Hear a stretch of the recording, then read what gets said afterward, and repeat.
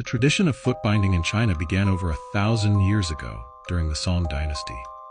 It started with the idea that small feet were beautiful, delicate, and a sign of status.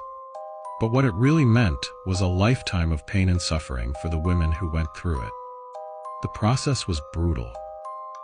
When girls were just 3 to 5 years old, their feet were wrapped tightly with cloth, breaking the bones and forcing them into an unnatural, crushed shape. The goal was to make their feet as small as possible, ideally around 3 inches long, a size called the lotus foot.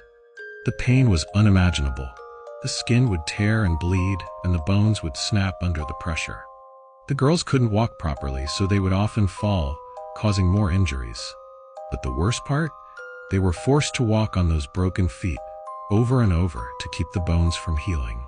As the years went by, these women's feet would become deformed, twisted, disfigured, with only the toes left curled underneath. But they were considered more marriageable because of it, a symbol of wealth and beauty in a twisted way. For centuries, foot binding was a hidden nightmare. No one talked about the screams or the blood.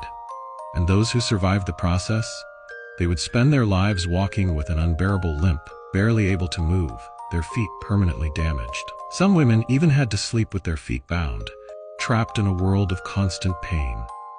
The tradition was officially banned in the early 20th century, but its scars remain.